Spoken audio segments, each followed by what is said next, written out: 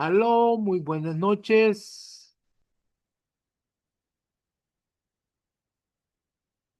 Que el Señor les bendiga, mis amados.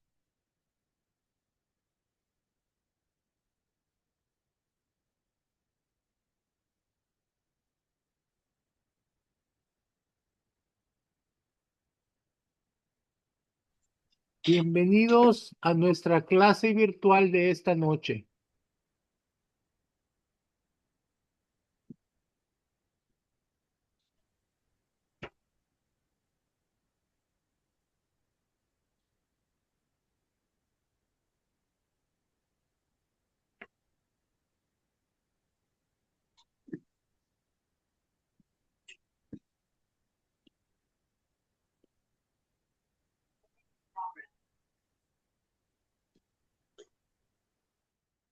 Bienvenidos. Nosotros somos el Ministerio Cristiano Conquistadores del Reino y estamos aquí iniciando nuestra clase virtual de esta noche. El Señor nos dijo que debíamos preparar un ejército de conquistadores del reino para conquistar las naciones para Cristo. Así fue fundada la Escuela de Formación Ministerial Apostólica y Profética Montesión. Ahora vamos a iniciar nuestra clase virtual de esta noche. Se llama Adoración Profética y la vamos a dejar a cargo de nuestra amada profeta Jennifer García. Bendiciones, mis amados. Qué privilegio poder estar aquí con todos ustedes. Amados, esta mañana yo quisiera hablar un poquito de lo que es la implicación de la adoración. Yo quisiera que usted entendiera que el ambiente de Dios es la adoración, que Dios vive y se mueve en el ambiente de la adoración. Ese es su hábitat, ese es su hábitat natural, la adoración, donde hay un pueblo que le adora, donde hay un pueblo que le exalta, un pueblo que con un corazón de adorador, ahí está.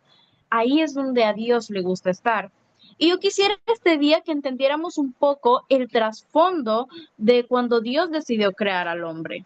Dios decidió formar al hombre y estaba pensando desde el principio en seres vivientes que fueran conforme a su imagen y semejanza, dice la Escritura, que fueran conforme a su imagen y semejanza, que fueran receptivos y sensibles así como es Dios, que fueran receptivos y sensibles al ambiente de lo que es la adoración. Veamos qué dice la escritura en Génesis capítulo 2, versículo 15. Dice de la siguiente manera: tomó pues Jehová Dios al hombre y lo puso en el huerto de Edén para que lo labrara y lo guardase. Quisiera que usted entendiera que huerto en el original significa ámbitos de gloria.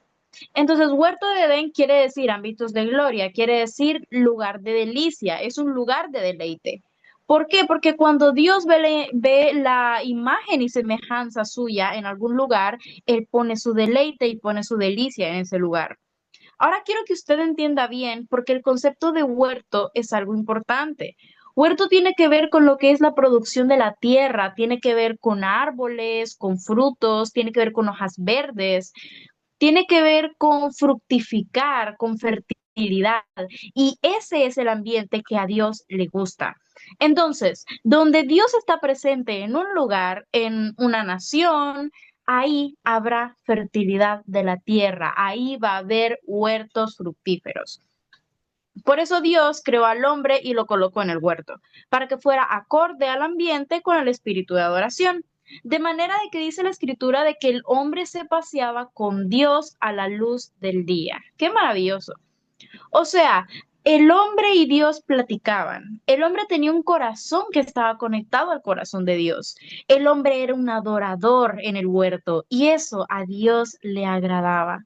Y sabemos y entendemos de que un día pues el hombre desobedeció y que eso se quitó. Pero quiero que también podamos entender de que dice que Dios puso al hombre en el huerto para que lo labrara y lo guardase. Mire, la palabra labrar quiere decir servir, arar, también pues es labrar, pero quiere decir ministrar, quiere decir adorar y quiere decir también culto.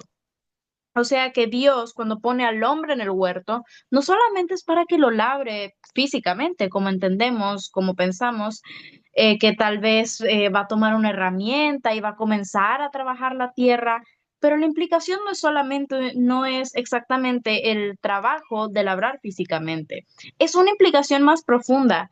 Dios pone al hombre para que ministre el huerto, para que administre el huerto, para que adore a Dios en el huerto, para que haga culto. Entonces, todo esto es lo que implica labrar.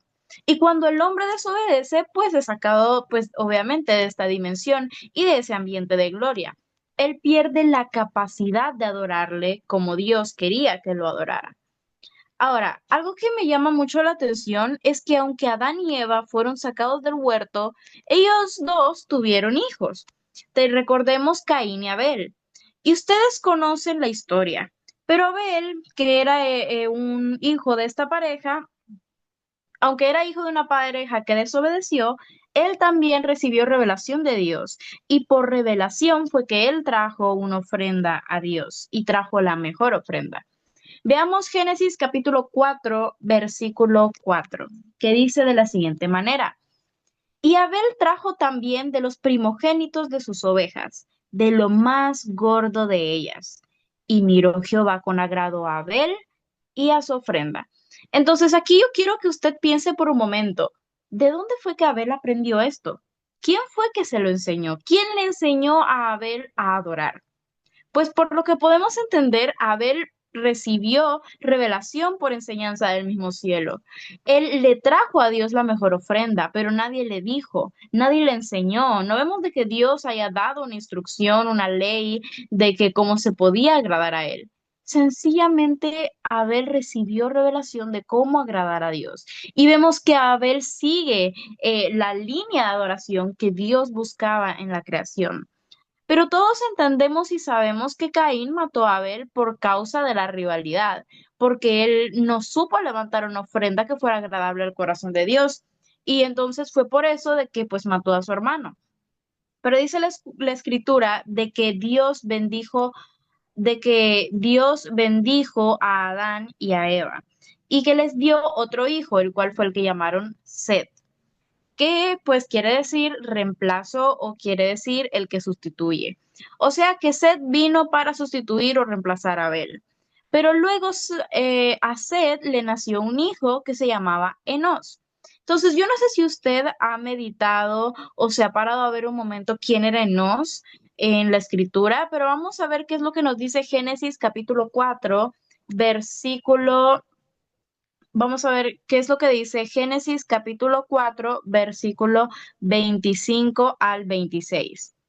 Y conoció de nuevo Adán a su mujer, la cual dio a luz un hijo y llamó su nombre Set, porque Dios, dijo ella, me ha sustituido otro hijo en lugar de Abel, a quien mató Caín. Y a Set también le nació un hijo y llamó su nombre Enos. Entonces los hombres comenzaron a invocar el nombre de Jehová. Yo no sé si usted entiende la profundidad de lo que representa el nacimiento de Nos y lo que significa la generación de Nos. La generación de Nos es una gente que provoca que el pueblo comience a invocar a Jehová, porque dice que después de que nació Enos, dice de que los hombres comenzaron a invocar el nombre de Dios. Entonces provoca que comiencen a invocar a Jehová, que comiencen a buscar a Dios. Y si nosotros lo traducimos después a lo que es el espíritu de Elías, a lo que es el espíritu profético, entendemos que Enos tenía una unción profética poderosa, porque él hizo que el corazón de los hombres buscaran a Dios, y eso es lo que hace el espíritu profético. Eso es lo que hacen los profetas. Lo que hace la unción profética es volver los corazones de los hijos a los padres. Y cuando Enos nació, algo ocurrió para que los hombres comenzaran a querer buscar a Jehová otra vez. Entonces, interesantemente, de Enos nació Enoc. ¿Usted recordará lo que la Biblia dice de Enoc? ¿Sabe de que no fue la séptima generación después de Adán? ¿Sabe usted de que Enoc fue un adorador? ¿Cómo es que nosotros sabemos que Enoc fue un adorador? Bueno, veamos qué es lo que nos dice la escritura. Vayamos a ver Génesis capítulo 5, versículo 24, que dice de la siguiente manera. Caminó pues Enoc con Dios y desapareció, porque le llevó Dios. ¿Por qué cree usted que Dios quiso llevárselo? Porque le agradaba tanto su corazón y hacía tanto lo que Dios le agradaba, lo que a Dios le gustaba, caminó con Dios y se lo llevó Dios, porque estaba muy agradado con el caminar de Enoch, que seguramente fue una administración o una impartición del padre de Enoch. Luego, en el nuevo pacto, en Hebreos, nos habla de lo que es la fe de Enoch. Vamos a ver Hebreos capítulo 11, vamos a leer el versículo 5, que dice de la siguiente manera. Por la fe, Enoc fue traspuesto para no ver muerte, y no fue hallado, porque lo traspuso Dios, y antes que fuese traspuesto, tuvo testimonio de haber agradado a Dios. Entonces, cuando la Biblia dice de que alguien agradó a Dios o que Dios está agradado con alguien, literalmente está diciendo que esa persona es un adorador o que tiene un corazón de adorador. Y ese fue el caso de David también. O sea que podemos considerar que aún antes de la gracia, aún en tiempos de la ley, aún previo a la ley, aún por la maldición que fue consecuencia del pecado del hombre, hubo personas, hubo un remanente, hubo personas justas que recibieron revelación para poder agradar el corazón de Dios y para ser adoradores. Y le hago todo este recorrido para que usted entienda que hay una línea profética y que hay una razón por la cual nosotros estamos diseñados y estamos llamados para adorar. Mire lo que dice, mire lo que dice, que es importante. Vamos a ver lo que dice Judas 14. De estos también profetizó Enoc, séptimo desde Adán, diciendo, He aquí vino el Señor con sus santas decenas de millares. O sea, que Enoc, siendo profeta, recibió una revelación de cómo iba a venir el Señor con sus millones de ángeles. Aún en aquel tiempo, Enoc profetizó. Eso nos dice que la unción profética o nos confirma que la unción profética siempre provoca un agrado en el corazón de Dios y siempre provoca adoración. Por eso es que Dios se llevó a Enoc. Ahora, Enoc engendró a Matusalén. Matusalén engendró a Lamec. Lamec engendró a Noé. Y todos hemos escuchado de Noé, el arca de Noé.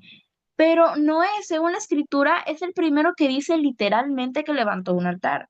Yo supongo que Abel de alguna manera hizo un altar, o no, no sabremos cómo trajo la ofrenda, pero la palabra altar se menciona por primera vez en la escritura cuando se habla de Noé.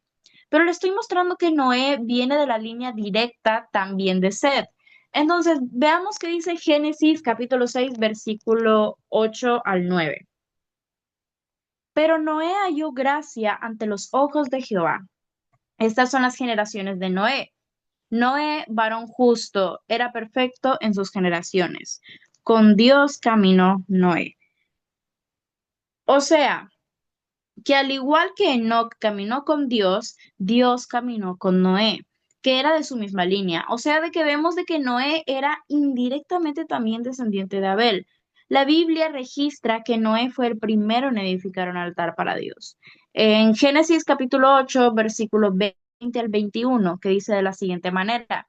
Y edificó Noé un altar a Jehová, y tomó de todo animal limpio y toda ave limpia, y ofreció holocausto en el altar. Y percibió Jehová olor grato. Y dijo Jehová en su corazón, no volveré más a maldecir la tierra por causa del hombre, porque el intento del corazón del hombre es malo desde su juventud, ni volveré más a destruir todo ser viviente como he hecho. En el verso 20 dice que edificó Noé un altar a Jehová y con esta ofrenda que Noé tomó para Jehová, él dijo que no volvería a destruir más la tierra. Entonces, ¿por qué es importante la adoración? Mis amados, es importante porque aun cuando está la ira de Dios sobre la tierra, aun cuando hay maldición sobre la tierra, cuando hay violencia, hay situaciones duras como las que puede que estemos viviendo en este tiempo, Cuando se levanta un adorador, cuando se levanta alguien para establecer y para levantar un altar a Dios, su corazón es conmovido y dice, no voy a hacer más mal, voy a detener la maldad, voy a tener misericordia porque he encontrado el corazón de alguien que me adora, el corazón de alguien que me agrada, el corazón de alguien que levanta un altar de adoración para mí. Porque esa es la naturaleza del Padre, ese es el diseño de Dios. Para eso fue que nosotros nacimos, fuimos creados y diseñados para adorarle. E interesantemente, también David era descendiente de Abraham. Usted lo puede encontrar en Mateo, toda la genealogía. Pero quiero que veamos cómo después de Abraham vienen varias generaciones y viene David. El camino se había perdido para el pueblo, para toda la gente. Entonces, para entrar otra vez a ese ámbito de gloria que estaban en el huerto, David encontró un camino. Dígame usted, ¿quién le habrá enseñado a David a hacer instrumentos de música?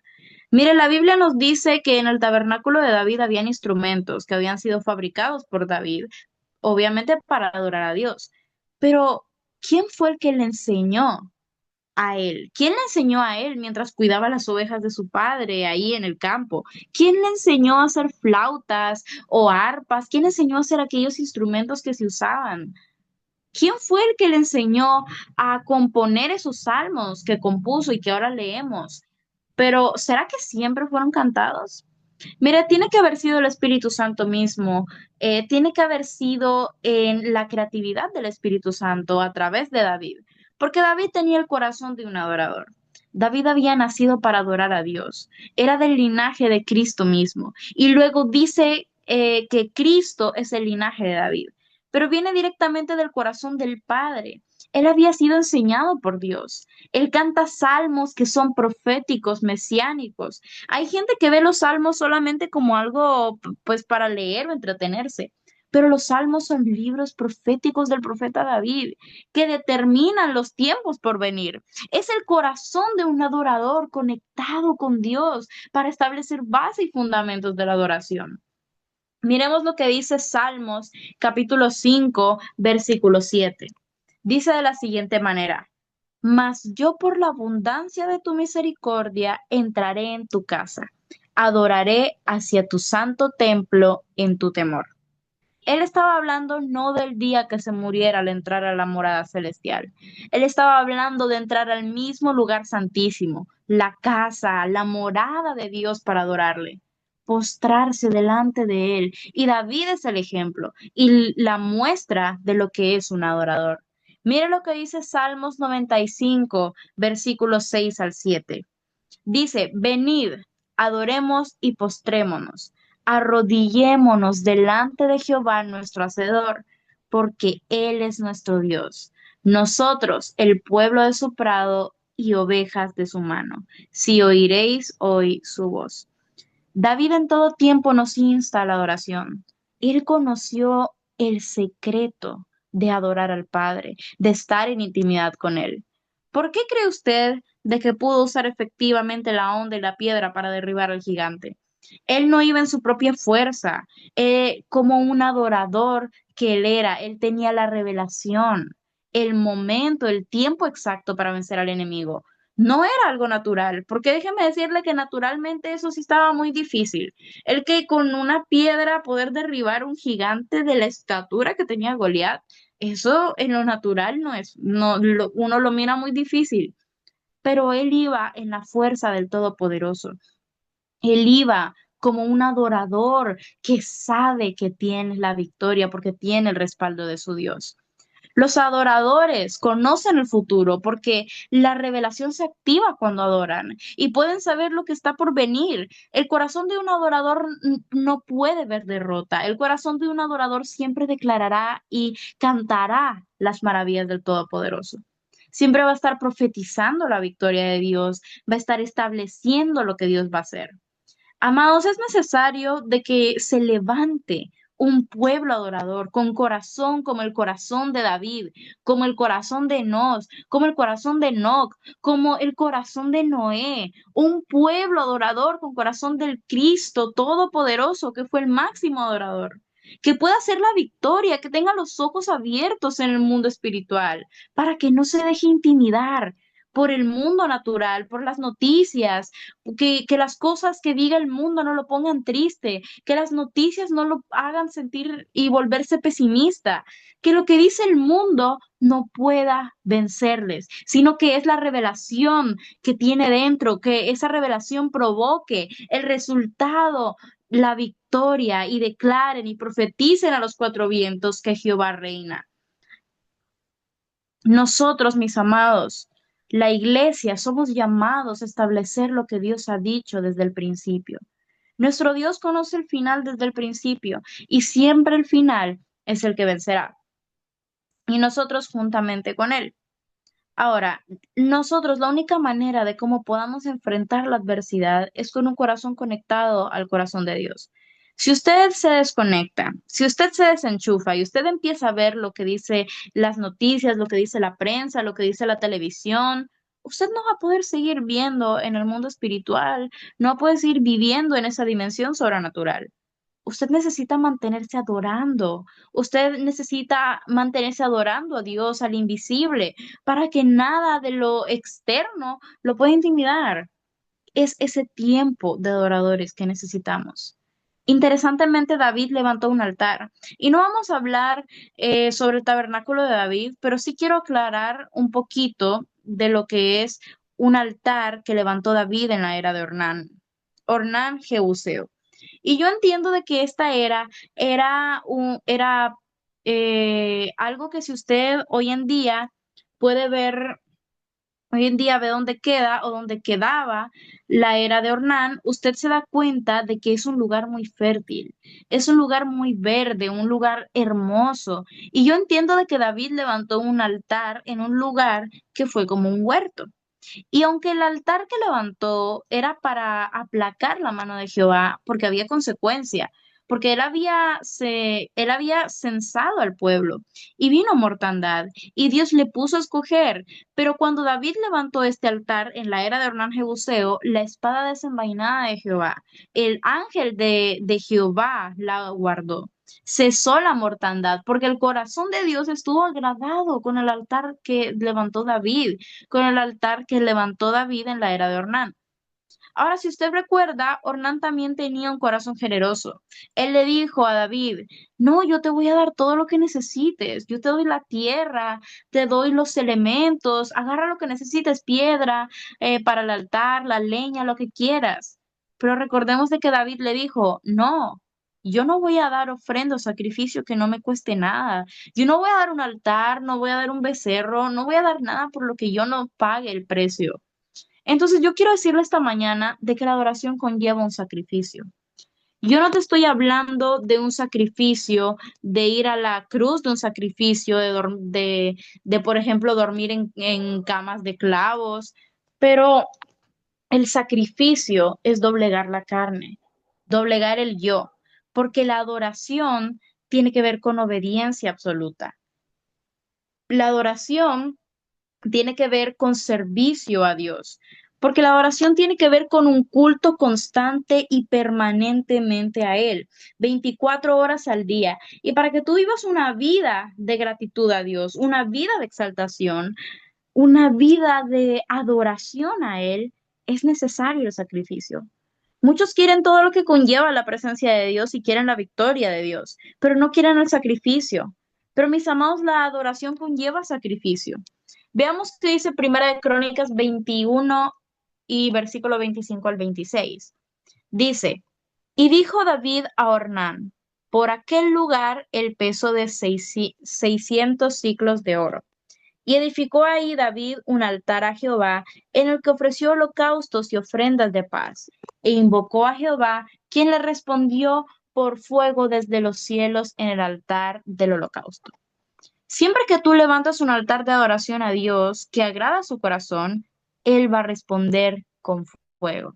Ahora, el fuego tiene diferentes funciones, porque a veces decimos, manda tu fuego, y no sabemos lo que estamos pidiendo realmente, porque el fuego viene para quemar la grosura, el fuego viene para quemar todo lo que estorba en nuestro corazón, el fuego viene para desintegrar aquello que no le agrada a Dios. El fuego viene para limpiar, para purificar. El fuego viene para encender, pero el fuego es una respuesta de Dios cuando hay un corazón que le adora. Así es que si tú te dispones para ser un adorador y Dios comienza a responder con fuego, y yo oro de que tú puedas soportar y que tú te mantengas ahí hasta que el fuego haga toda la obra y seas un holocausto del todo quemado delante de Jehová, que soportes para hacer una ofrenda que agrade el corazón de Dios.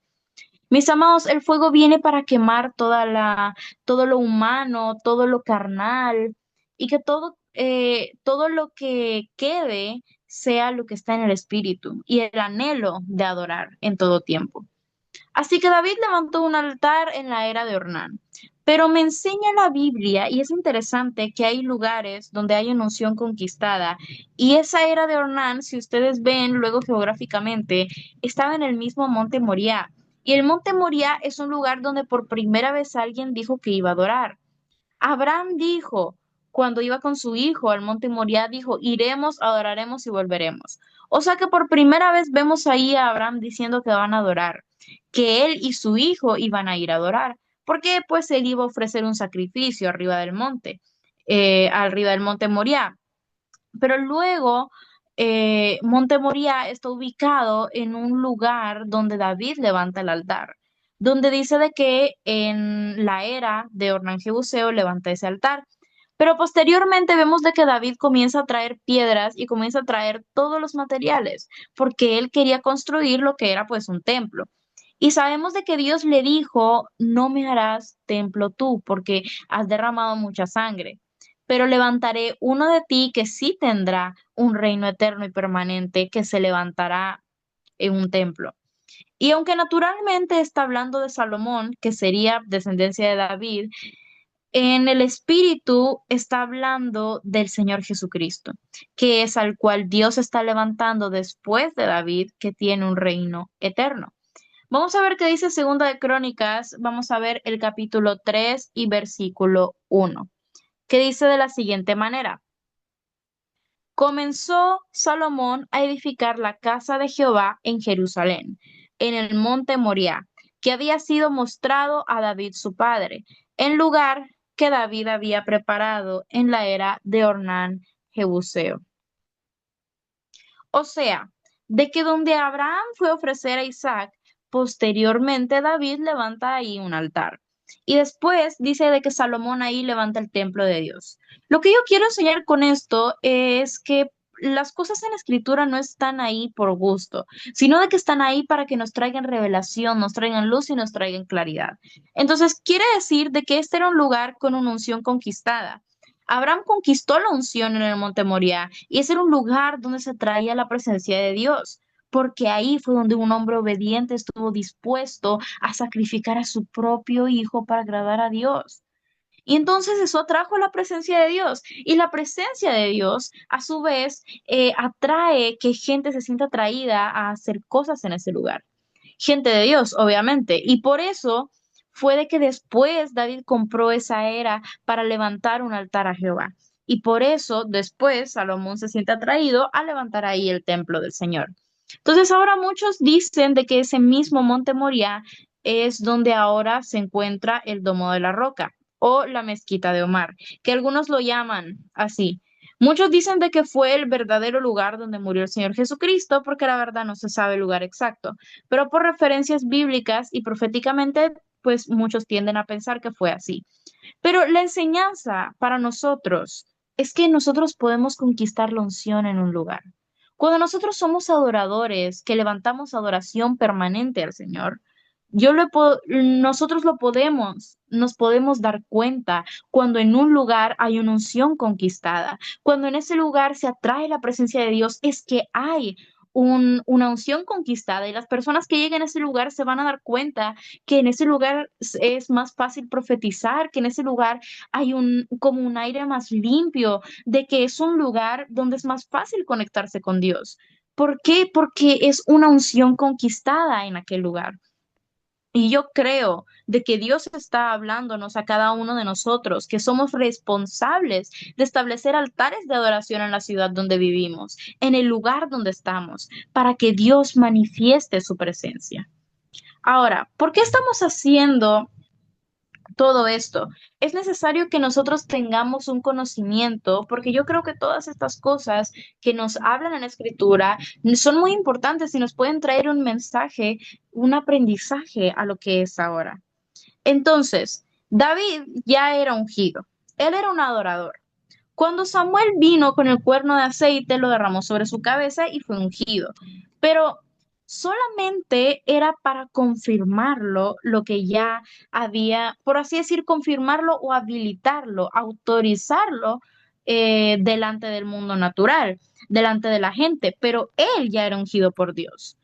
Entonces, nosotros sabemos de que él ya recibía inspiración para los salmos, para crear instrumentos musicales. Él era un avanzado, él era un profeta, él era un rey y apóstol que estableció los diseños de Dios.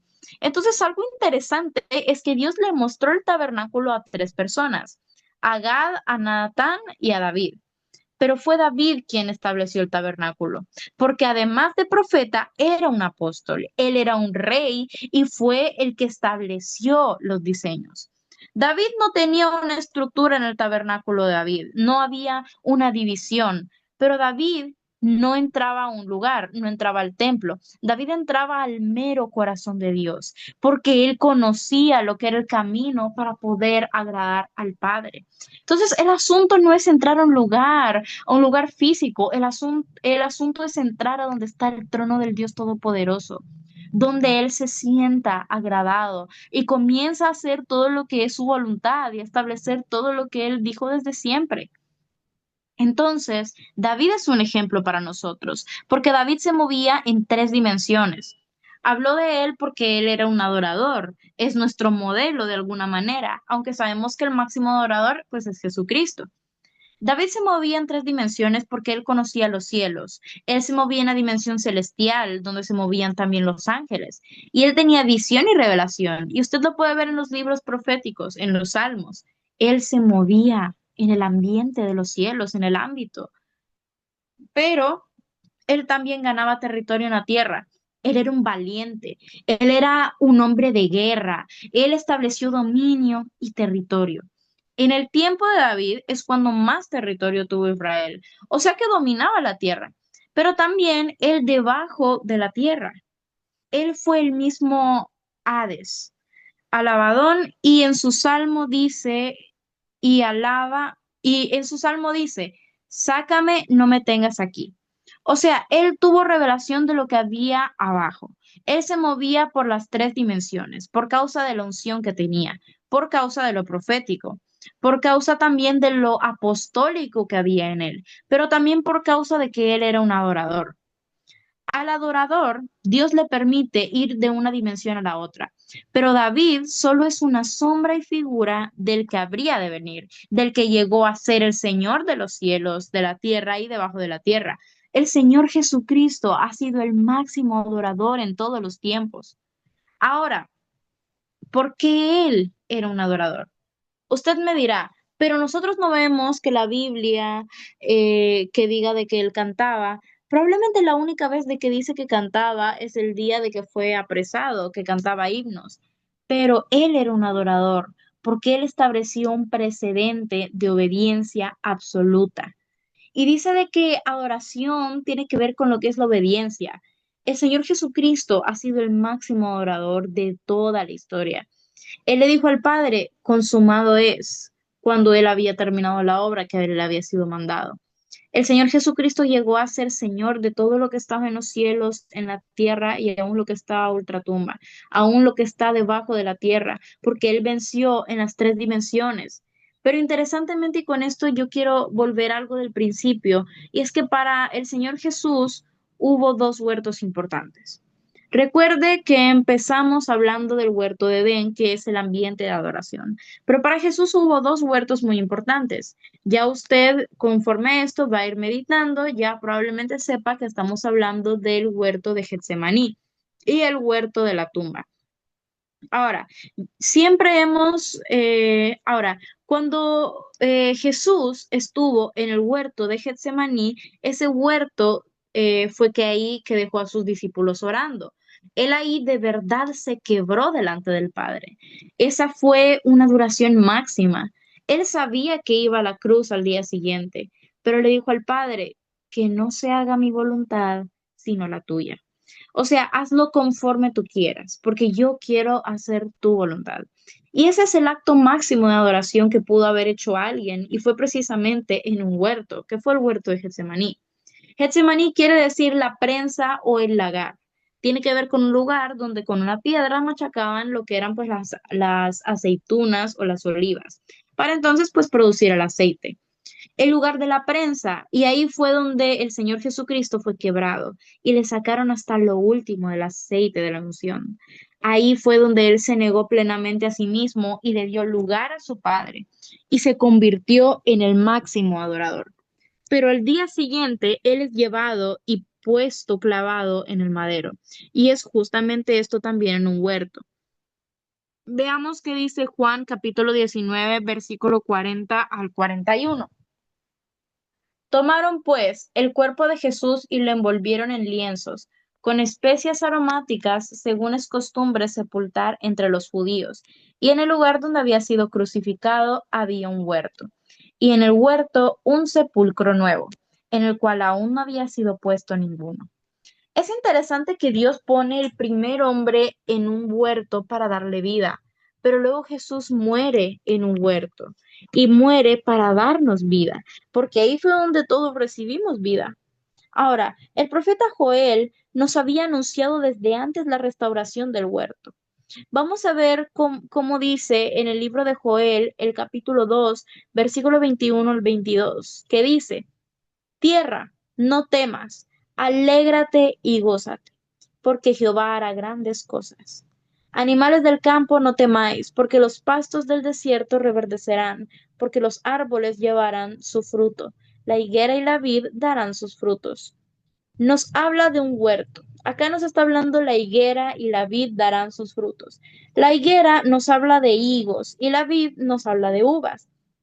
Nos está hablando otra vez de un huerto. Joel está profetizando la restauración de esa dimensión de huerto para la adoración. Mire que sigue diciendo en Joel capítulo, el mismo capítulo 2, pero ahora el versículo 23 al 24. Dice: Vosotros también, hijos de Sión, alegraos y gozaos en Jehová vuestro Dios, porque os ha dado la primera lluvia a su tiempo, y hará descender sobre vosotros lluvia temprana y tardía como al principio. Las eras se llenarán de trigo, y los lagares rebosarán de vino y aceite. Yo entiendo que esta última parte tiene que ver con restauración del huerto, pero acá está hablando proféticamente en una dimensión para esta época, donde el huerto es usted y soy yo, donde usted y yo somos la era. ¿Usted se acuerda con David en la era de Ornán? Ahora está hablando de que las eras se llenarán de trigo. Usted y yo somos la era. Usted y yo estaremos llenos de trigo, porque es la palabra revelada. Usted y yo estaremos llenos del vino hasta rebosar, que es el gozo del Espíritu Santo. Usted y yo estaremos llenos y rebosando del aceite de la unción, el aceite que es el tipo de la unción del Espíritu Santo. Y si usted sigue leyendo la profecía de Joel, dice de que el Espíritu Santo se derramará sobre toda carne y que luego los hijos y las hijas profetizarán, que dice que los ancianos tendrán sueños, los jóvenes tendrán visiones. Y si usted quiere traducir esto al tiempo actual, nos habla de la unción profética. Bajo la unción profética es que la gente tiene sueños y tiene visiones. Está hablando de una restauración de lo profético, para que en el huerto se pueda volver a adorar, porque es por visión y por revelación que nosotros adoramos. Nadie puede adorar si no le es revelado. Por eso fue que Jesús le dijo a la samaritana: ustedes adoran lo que no saben, lo que no conocen. Nosotros sí sabemos, porque solo por revelación. Por eso dijo de que buscaba adoradores en espíritu y en verdad, porque el espíritu, los adoradores reciben revelación en el Espíritu para poder adorar al Padre. Nadie puede adorar porque le dicen que lo haga. tiene que ser porque conoce al que merece toda la adoración. Usted puede tener moderadores, directores de alabanza que sean muy buenos, puede que sean motivadores y que le diga al pueblo, levante sus manos, adórele, póstrese, mueva la bandera, aplauda. Pero mis amados, la gente lo va a hacer porque le dicen de que levante las manos, que mueva la bandera, de que se postre, pero no lo está haciendo porque realmente reconozca o porque realmente haya recibido la revelación del que merece la adoración. Lo están haciendo solo por instrucción humana. Eso no es adoración. Necesitamos que todos conozcan a Jehová. Necesitamos que todos tengan la revelación del gran yo soy. Necesitamos que el Padre se nos sea revelado para que le adoremos por revelación. No es por instrucción humana, ni siquiera tal vez porque lo leíste. Tiene que ser porque Dios te es revelado y te mueve a adorarle. Ese es el tiempo que estamos esperando. ¿Por qué es tan importante lo profético? Porque lo profético te activa la revelación, lo profético te abre los cielos, porque lo profético hace que la voz de Dios descienda, porque lo profético provoca un río de vida y un ambiente de adoración, porque lo profético hace que los huertos se establezcan, que se abra el camino en el desierto, río en la soledad, que haya flores en la tierra donde antes había desierto, porque, porque por eso es que nosotros necesitamos lo profético. Yo sé de que hay una unción de gobierno apostólica que tiene que venir y que tiene que llegar, pero hasta que no se establezca bien lo profético, no puede entrar lo apostólico. Porque tiene que venir el río de vida, tiene que venir primero esas flores en la tierra, ese poder de resurrección antes de establecer gobierno, porque es necesario que los ojos del pueblo sean abiertos para conocer al grandioso y adorarlo en espíritu y en verdad. Por eso queremos la restauración de todas las cosas. Interesantemente, mis amados, el profeta Oseas habla de hacer pacto, de que Dios hará pacto con la humanidad, de que estaremos seguros. Es una promesa del Señor. Hay mucha gente que en este tiempo no duermen tranquilos, no duermen seguros. Están todo el tiempo sobresaltados, con miedo, están pendientes de que si le van a robar, que si le van a hacer algo. Pero a través del profeta Oseas, Dios dijo que haría pacto con nosotros. Miremos qué dice en Oseas capítulo 2, versículo 18 al 20. En aquel tiempo haré para ti pacto con las bestias del campo, con las aves del cielo y con las serpientes de la tierra. Y quitaré de la tierra arco y espada y guerra, y te haré dormir segura, y te desposaré conmigo para siempre. Te desposaré conmigo en justicia, en juicio, benignidad y misericordia. Te desposaré conmigo en fidelidad y conocerás a Jehová. Yo quiero que usted lo crea en este día, que es una palabra profética para su nación, es una palabra profética para su ciudad, es una palabra profética para su región. Dios ha dicho de que quitará el arco en la espada y guerra, que nos hará dormir seguros. Esto es para nosotros, esto es para la iglesia. Dice, y te desposaré conmigo para siempre. ¿Qué significa esto? Que tendremos un solo esposo, un solo marido, un solo Señor, que no andaremos en pos de otros dioses. Obviamente ya no estamos hablando de esculturas o de vírgenes, estamos hablando de muchas veces de que en el pueblo evangélico se tienen otros dioses, pero el Señor ha dicho que nos desposará con Él y que tendremos un solo marido, que estaremos desposados en juicio, en benignidad y en misericordia. Y dice, y conocerás a Jehová. Yo creo que, que ese es el mayor anhelo de nuestro corazón, conocer la naturaleza del Señor, conocer la naturaleza maravillosa de nuestro Dios. Y veamos, sigue diciendo Oseas en el verso 21 al 23. Sigue diciendo de que esta es una palabra profética, de que Dios habló. Ahora, y aunque tal vez no dice de que, aunque tal vez en Oseas capítulo 2 versículo 21 al 23, aunque tal vez no lo entendamos todo con claridad, pero yo sé que Dios nos va a ir trayendo revelación acerca de esto. Dice, en aquel tiempo responderé, dice Jehová, yo responderé a los cielos y ellos responderán a la tierra. Y la tierra responderá al trigo, al vino y al aceite, y ellos responderán a Jezreel, y la sembraré para mí en la tierra.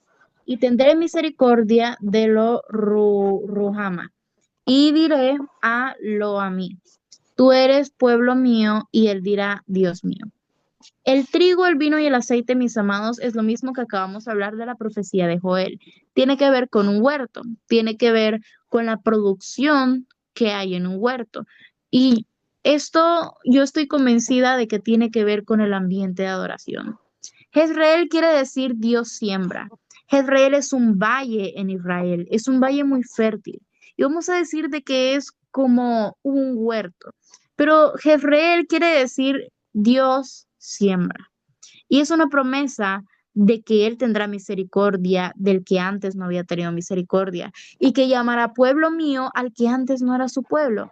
O sea que nosotros los que no estábamos injertados, pero ahora estamos, aunque no éramos pueblo, no estábamos anteriormente, pero por la gracia del Señor Jesucristo, por la sangre derramada del Cordero, por su inmensa misericordia, es que ahora nosotros estamos injertados y Él tiene misericordia de nosotros.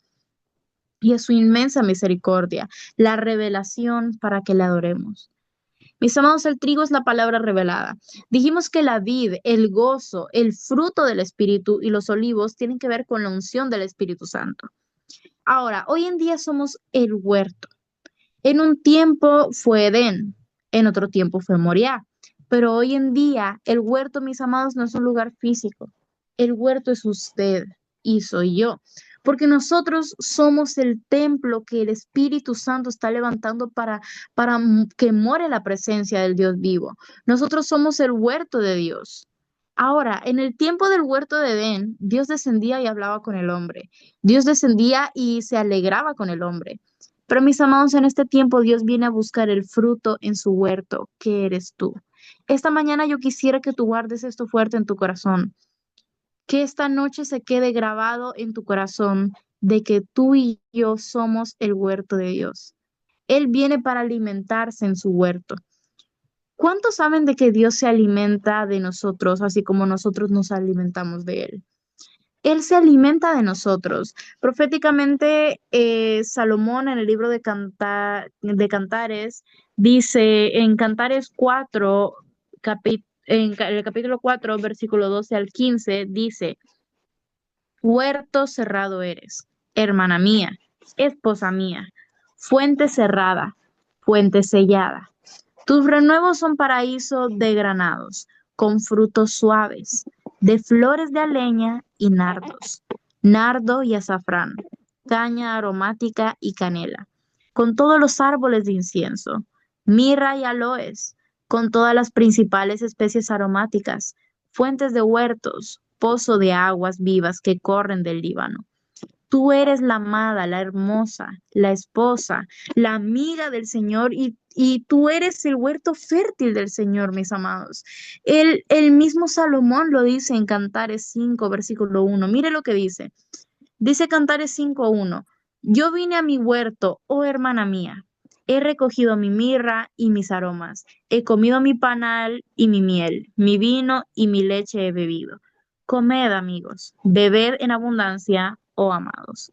Yo quiero que esta noche tú comiences con tu boca a declarar que tú eres el huerto agradable de Jehová, que tú eres el huerto en el cual Él viene a buscar alimento, en el cual Él se deleita. Yo quiero que tú comiences a declarar y comiences a decir con tu boca, yo soy el huerto para mi Dios, yo soy el huerto para mi Padre, yo soy el huerto para mi Señor, para mi Rey. Yo soy un huerto codiciable, soy un huerto fructífero. Yo soy un huerto para mi Dios, para que Él venga a buscar su fruto, porque mi anhelo es alimentarlo a Él. Mi anhelo es que Él esté agradado conmigo. Mi anhelo es tocar su corazón y que Él esté agradado. Yo soy el huerto para mi Dios. Yo soy.